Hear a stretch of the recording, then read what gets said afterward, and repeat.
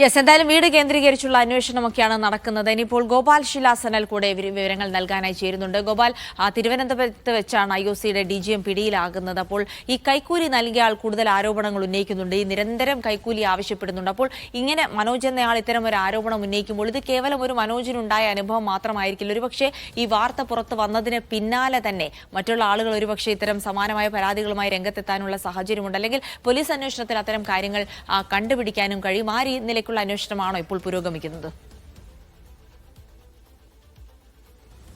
ജിൽസി, അങ്ങനെ തന്നെയാണ് ഈ ഘട്ടത്തിൽ പറയാൻ സാധിക്കുക.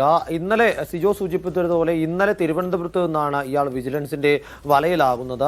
കടയ്ക്കൽ, തിരുവനന്തപുരം സ്വദേശിയായിട്ടുള്ള കൊല്ലം കടയ്ക്കലിൽ ഗ്യാസ് ഏജൻസി നടന്ന മനോജ് എന്നയാളാണ് ഇതിൽ പരാതിക്കാരൻ. ഇയാളിൽ നിന്ന് 10 ലക്ഷം രൂപ കൈക്കൂലിയായി അലക്സ് മാത്യു ആവശ്യപ്പെട്ടുവെന്നും ഇതിൽ 2 ലക്ഷം രൂപ വാങ്ങാനായി തിരുവനന്തപുരത്തേക്ക് വന്നതിനിടെയാണ് ഇയാൾ പിടിയിലാവുകയും ചെയ്യുന്നത്.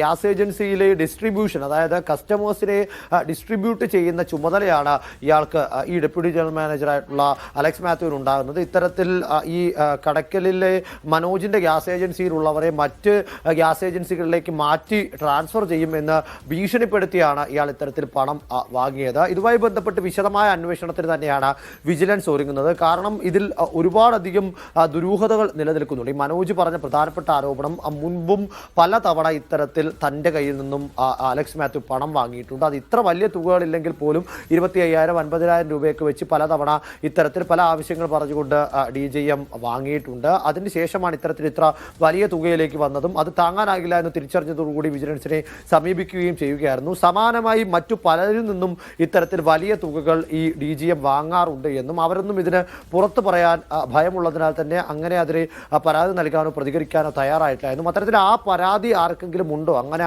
ആരുടെയൊക്കെ കയ്യിൽ നിന്ന് മുൻപ് ആരുടെയെങ്കിലും കയ്യിൽ നിന്ന് ഈ DGM അലക്സ് മാത്യു പണം വാങ്ങിയിട്ടുണ്ടെങ്കിൽ പരാതിക്കാരായിട്ടുള്ളവർ ആരൊക്കെയുണ്ട്, എത്ര രൂപ വീതമാണ്, എന്താവശ്യങ്ങളൊക്കെ പറഞ്ഞാണ് ഈ DGM വാങ്ങിയിട്ടുള്ളത് എന്ന മേഖല കേന്ദ്രീകരിച്ച് പരാതിക്കാരെ കൂടുതൽ കണ്ടെത്താനുള്ള ശ്രമം വിജിലൻസിന്റെ ഭാഗത്ത് നിന്ന് നടത്തുന്നുണ്ട്. കൂടാതെ ഇയാളുടെ സാമ്പത്തിക ഇടപാടുകൾ, നേരത്തെ സിജോ സൂചിപ്പിച്ചതുപോലെ തന്നെ 29 ലക്ഷം രൂപയുടെ ഡെപ്പോസിറ്റ് ഇയാളുടെ പേരിലുണ്ട്. വസ്തുവകകൾ വാങ്ങിയതിന്റെ രേഖകൾ വിജിലൻസ് കണ്ടെത്തിയിട്ടുണ്ട്. അത്തരത്തിൽ ഇയാളുടെ സാമ്പത്തിക ഇടപാടുകൾ, ബാങ്ക് അക്കൗണ്ടുകൾ വഴിയുള്ള ക്രയവിക്രയങ്ങളെല്ലാം തന്നെ വിജിലൻസ് അന്വേഷണത്തിന് വിധേയമാക്കും. ചില സാമ്പത്തിക ഇടപാടുകൾ സംബന്ധിച്ച സ്രോതസ്സുകളടക്കം കാണിക്കേണ്ടതായിട്ട് വരും. കാരണം ഇന്നലെ ഈ DGMനെ പിടികൂടുമ്പോൾ മനോജ് നൽകിയ 2 ലക്ഷം രൂപ കൂടാതെ വേറെ 1 ലക്ഷം രൂപ കൂടി ഇയാളുടെ കയ്യിലുണ്ടായിരുന്നു. അത് ബാങ്കിൽ നിന്നും പിൻവലിച്ച തുകയാണ് എന്നതാണ് ഈ DGM ഇപ്പോൾ വിജിലൻസിന് നൽകിയിരിക്കുന്ന മൊഴി. ഇതുമായി ബന്ധപ്പെട്ട ഈ മെസ്സേജുകളും, അതായത് ബാങ്കിൽ നിന്ന് വന്ന മെസ്സേജും ബാങ്ക് സ്റ്റേറ്റ്മെന്റും ഒക്കെ ഹാജരാക്കാമെന്നൊക്കെയാണ് ഇതിൽ DGM നൽകുന്ന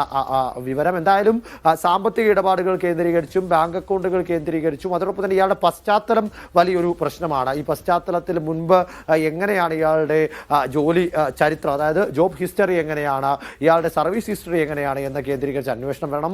മുൻപ് അച്ചടക്ക നടപടികൾ എന്തെങ്കിലും നേരിട്ടിട്ടുണ്ടോ, ആരോപണങ്ങൾ എന്തെങ്കിലും ഇയാൾക്കെതിരെ ഉണ്ടായിട്ടുണ്ടോ, സമാനമായ പരാതികൾ ഉള്ളവർ ആരെങ്കിലും ഉണ്ടോ എന്നതൊക്കെ വിജിലൻസ് അന്വേഷണത്തിന് വിധേയമാക്കുക. അതിനോടൊപ്പം തന്നെ ഒരു കാര്യം, ഇയാൾ ഇപ്പോൾ നിലവിൽ തിരുവനന്തപുരം മെഡിക്കൽ കോളേജ് ആശുപത്രിയിൽ ചികിത്സയിലാണുള്ളത്. ഇന്നലെ ഇവിടുത്തെ തിരുവനന്തപുരത്ത് മനോജിന്റെ വീട്ടിൽ കൈക്കൂലി വാങ്ങിയ വീട്ടിൽ വെച്ചുള്ള നടപടിക്രമങ്ങൾ പൂർത്തിയാക്കി പ്രാഥമിക മൊഴിയെടുത്തതിന് ശേഷം ഇയാളെ റിമാൻഡ് ചെയ്യുന്നതിന്റെ ഭാഗമായി വൈദ്യപരിശോധനയ്ക്കായി വിജിലൻസ് തിരുവനന്തപുരം മെഡിക്കൽ കോളേജിൽ കൊണ്ടുപോയിരുന്നു. എന്നാൽ നെഞ്ചുവേദന എടുത്തതിനെ തുടർന്ന് ഇയാളെ അവിടെ പരിശോധനയ്ക്ക് വിധേയമാക്കുകയും ECGയിൽ വേരിയേഷൻ ഉണ്ട് എന്ന് കണ്ടെത്തുകയും ചെയ്തു.